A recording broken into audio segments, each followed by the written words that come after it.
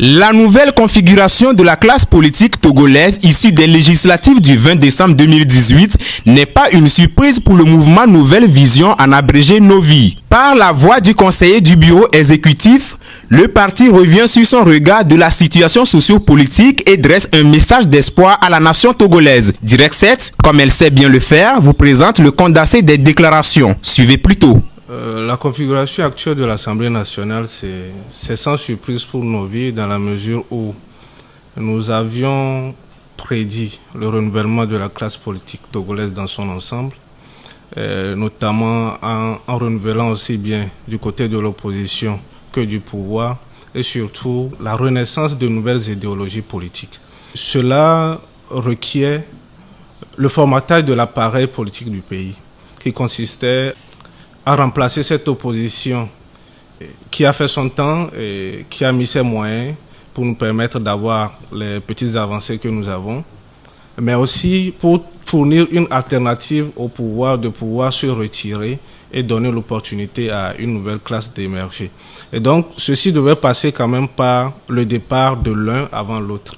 Et quand vous prenez la logique des événements, il fallait quand même qu'on renouvelle d'abord la classe politique de l'opposition et avoir une opposition beaucoup plus responsable, disciplinée, qui puisse permettre au pouvoir de céder la place.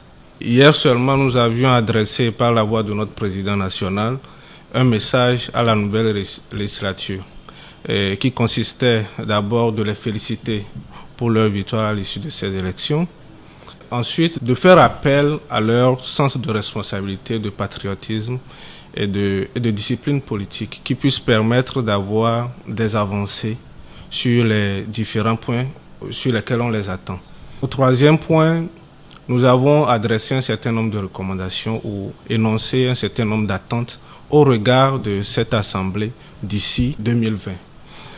Nous leur avons proposé de prendre l'initiative de voter une loi qui consacre le statut d'ancien président. C'est quand même une disposition qui fait partie de la proposition de sortie de crise que nous avons énoncée la veille de la sortie de la feuille de route de la CEDEAO. Et la seconde chose, c'est de procéder à des réformes très approfondies. Aller au-delà du superficiel qui consiste à avoir l'alternance à tout prix, à se contenter d'une portion de phrase ou d'un groupe de mots. Et donc, cette Assemblée, pour nous, a du travail. Et il va falloir que chaque député, aujourd'hui à l'Assemblée, sache que dès lors qu'il est élu, il devient représentant du peuple. Et que dans ce peuple-là, il y a aussi bien les partisans de l'opposition, il y a des partisans du pouvoir. Et c'est ce peuple que nous voulons sauver. Il va falloir faire preuve de patriotisme pour pouvoir se débarrasser des manteaux partisans et entreprendre des discussions beaucoup plus méthodiques pour aboutir à quelque chose de concret.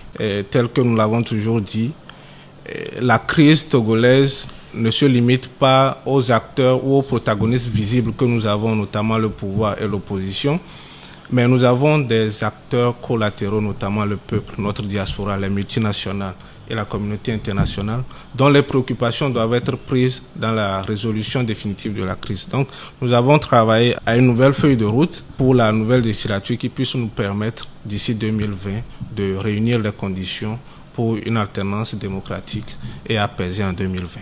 Et bonne heureuse année à tous les Togolais, résidents comme de la diaspora.